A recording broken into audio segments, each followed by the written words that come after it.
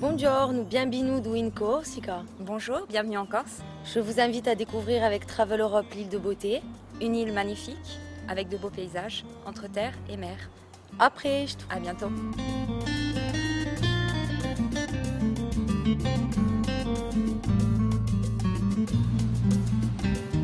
La Corse fait partie depuis plusieurs années des destinations phares de Travel Europe. Le voyagiste autrichien, dont le siège social est situé à Stans, connaît un succès grandissant sur l'île de Beauté grâce à la qualité et à la variété de ses produits.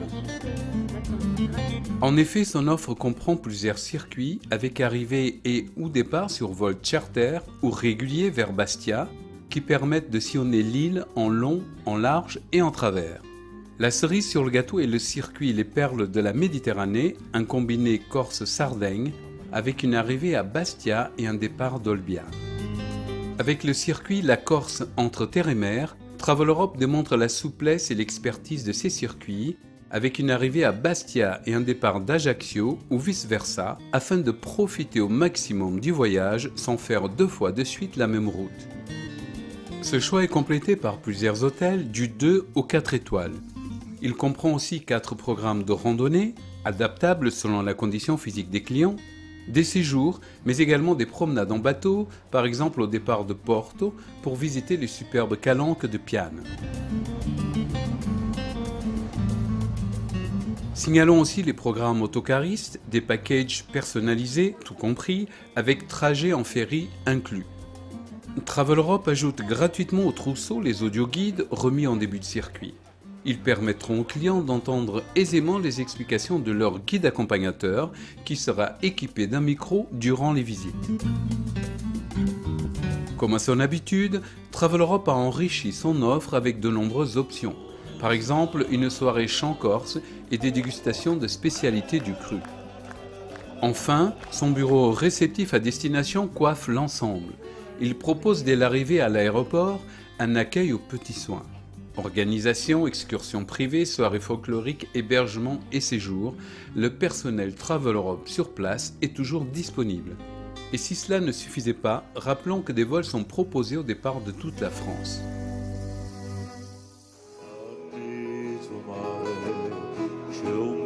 Dans l'Antiquité, on l'appelait Calistée, c'est-à-dire l'île de beauté. Et force est de reconnaître que de beauté, la Corse n'en manque pas. Ce territoire d'une superficie de 8700 km² est une sorte de continent à l'échelle réduite. Pas un bouton de guêtre ne manque à sa panoplie. Côté montagne, on peut apercevoir des sommets vertigineux, des à-pics enneigés, des falaises abruptes. Il y a aussi les villages typiquement méditerranéens, aux ruelles étroites et accrochés à flanc de montagne. Côté mer, sur les côtes occidentales et méridionales, on découvre des plages de basalte et de sable blond qui n'ont rien envié aux Caraïbes. Sur la côte orientale, le spectacle est tout aussi époustouflant. On y trouve une eau cristalline et des criques couleur cobalt, serties telles des joyaux dans les anfractuosités rocheuses.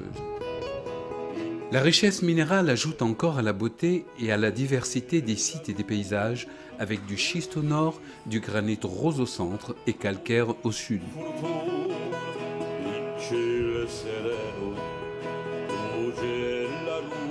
Le maquis, impénétrable, jadis refuge des bandits d'honneur, est aussi l'un des traits remarquables de l'île, avec sa faune et sa flore incroyablement riches.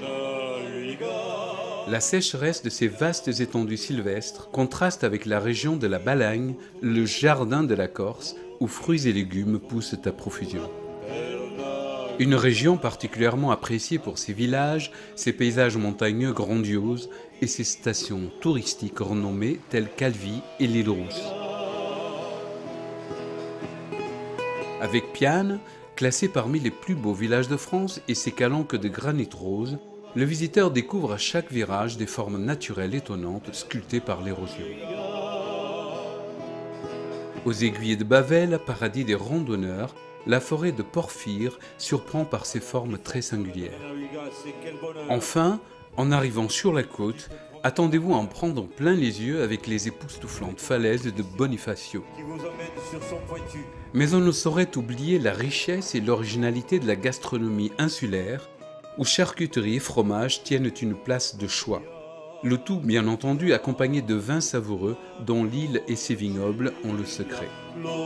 La Corse, de par sa personnalité, ses traditions, sa farouche volonté de préservation de l'environnement, est une destination attachante à bien des égards. Ça se résume à ça, hein, la plus belle des îles, au moins de la Méditerranée, eh bien, je pense que c'est la Corse. La Corse, c'est la terre entière qui est représentée. Donc c'est vraiment un pays, une terre d'accueil, et on est vraiment très bien reçus. Nous voici prêts à débuter notre circuit Le Grand Tour de Corse pour découvrir l'ensemble de l'île de beauté. Bastia, la cité génoise la plus peuplée de Corse après Ajaccio, est le premier port de l'île. Animée et empreinte de charme méditerranéen, elle est remarquable par ses ruelles bordées de hautes maisons, ses façades colorées, ses terrasses animées et le style baroque de nombre de ses bâtiments. La place de l'hôtel de ville, la place Saint-Nicolas, la place du marché, le vieux port, les terrasses des cafés sont autant de lieux typiques qu'on aura garde de manquer. Travel Europe propose aux clients de faire une partie de la visite de Bastia en petit train, une découverte agréable et divertissante.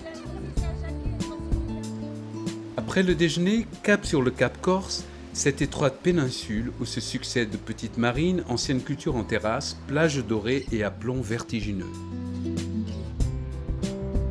Les points d'intérêt ne manquent pas. Sur le parcours, on peut aussi apercevoir Santa-Sevère, le col de Sainte-Lucie ou encore Nonza et ses maisons au toit de lauze perchées sur un rocher en apic.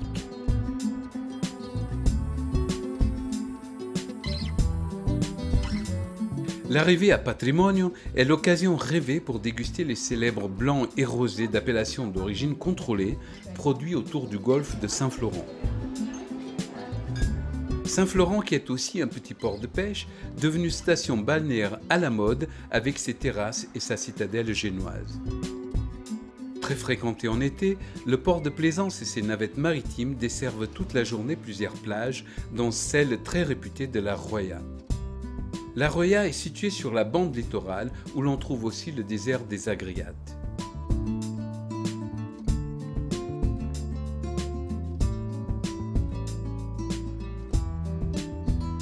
Au programme du troisième jour qui nous mènera jusqu'à Ajaccio, un merveilleux site classé au patrimoine de l'UNESCO. Le golfe et les calanques de Piane, le golfe de Girolata et la réserve de Scandola qui y sont inscrits depuis 1983. La réserve qui fait partie du parc naturel régional occupe la presqu'île de la Scandola, impressionnant massif de porphyre aux formes tourmentées. Sa végétation est un remarquable exemple de maquis.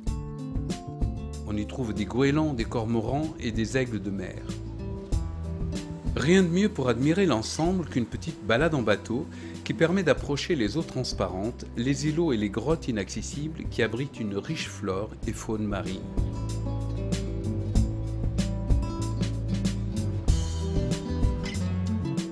Il nous restera à faire la traversée des châtaigneraies des Visas, Vico et ses maisons en granit à flanc de colline et la petite station balnéaire de Sagone avant de parvenir à Ajaccio. Ajaccio, siège de la collectivité territoriale, est la première ville de Corse avec une aire urbaine qui compte plus de 100 000 habitants. Particulièrement bien située du point de vue géographique, bordée de plages et de criques dont l'un des plus beaux golfs du monde, la cité impériale a vu naître Napoléon Bonaparte. L'empereur y possède son musée dans la maison qu'il a vu naître et où il a passé son enfance. Avant de quitter l'ancienne capitale du corail pour l'intérieur des terres et son maquis, un détour s'impose par le superbe archipel des Sanguinaires. Composé de 4 îlots de porphyre et situé à l'entrée du golfe, ces couchers de soleil particulièrement somptueux seraient à l'origine de son appellation, même si d'autres explications sont avancées. Pour cette 5e journée, nous quittons Ajaccio en direction de Caoro et des typiques villages de Petreto et Olmeto, puis de Propriano, ville portuaire aux origines très cosmopolites, au cœur du golfe de Valenco. En chemin nous attendent quelques morceaux de choix, tels Sartène, dont l'écrivain Prosper Mérimée disait qu'elle était la plus corse des villes corses. Avec ses hautes maisons de granit gris perchées en amphithéâtre au-dessus de la vallée du Risanese, Sartène est l'une des communes les plus étendues de l'île. Nous poursuivons notre route en direction de la région de l'Alta Rocca, des villages de Sainte-Lucie et de Lévis. La traversée du col de Bavel et ses majestueuses aiguilles rocheuses de porphyre est le clou de la matinée. Pics déchiquetés, grandes murailles rocheuses et peints aux formes torturées sculptées par le vent s'offrent au regard des visiteurs. Travel Europe propose aux amateurs plusieurs types de randonnées dans cette région montagneuse dont le col du même nom culmine à 1218 mètres. Quittons les montagnes et dirigeons-nous vers la côte est, plus précisément vers Solenzara et Porto Vecchio. C'est sur ce vaste rocher d'immenses porphyres roses que les sénateurs de Gênes proposèrent en 1539 à l'office de San Giorgio, richissime banque génoise, d'élever une forteresse permettant la mise en valeur de la plaine. Ainsi naît la citadelle de Porto Vecchio. La cité du sel est aujourd'hui la 3e commune la plus peuplée de l'île après Ajaccio et Bastia.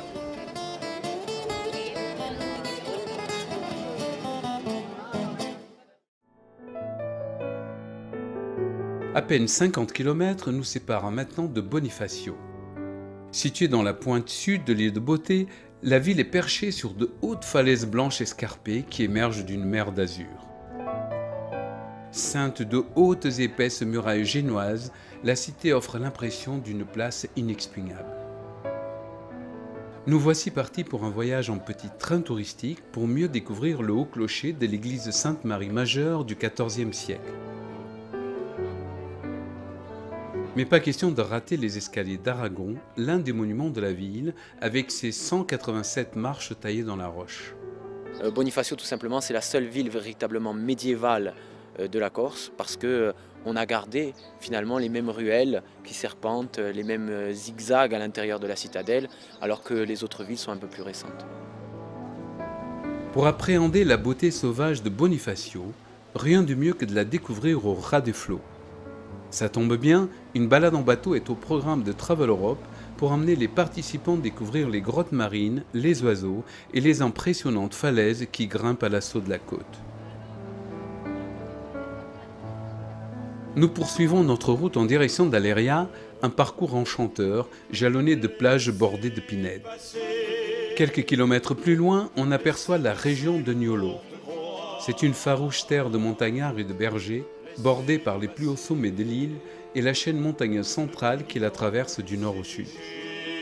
Le Val du Niolo, la plus belle chose que j'ai vue au monde après le Mont Saint-Michel, disait Guy de Maupassant. Il faut reconnaître que le spectacle est juste grandiose, avec les sommets enneigés du Niolo, les gorges déchiquetées de la Cala di Santa Regina qui se reflètent dans les eaux azur du lac Calacucci. Les pieds rouges de sang, il avance à pas lents. Après quelques kilomètres, nous descendrons jusqu'à Corté, au cœur du parc régional naturel corse.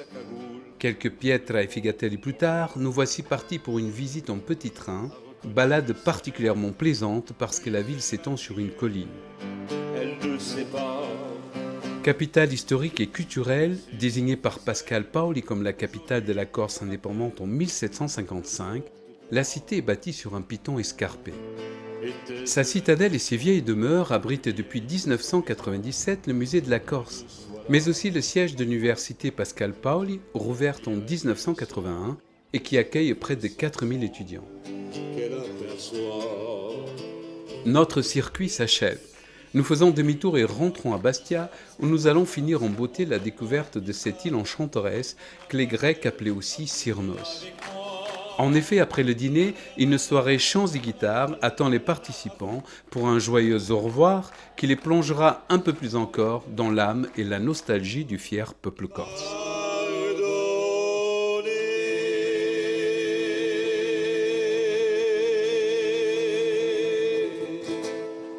Nous voici donc arrivés au terme de notre périple. Le circuit Le Grand Tour de Corse comprend 8 jours 7 nuits en pension complète avec boissons, vol aller-retour, transport terrestre, visite guidée et entrée sur les sites. Mais Travel Europe ne vous propose pas que des circuits. Dans son portefeuille, il y a aussi plusieurs hôtels pour un séjour balnéaire en toute tranquillité et bien sûr de nombreuses excursions au choix pour enrichir le séjour. Parmi les établissements proposés, mentionnons le Saint-Christophe, un 3 étoiles à Calvi, qui se distingue par sa position en bord de mer et face à la citadelle. Le club Marina Viva, un 3 étoiles également, séduit aussi et surtout par son programme d'animation et sa plage de sable fin dans une immense baie au sud d'Ajaccio. En outre, le club propose aux clients plusieurs formules, dont une en all inclusive très appréciée. Rappelons aussi que Travel Europe vous permet des départs de toutes les régions de France en fonction des périodes. À partir de 65 personnes, il est même possible de programmer des vols de n'importe quel aéroport français.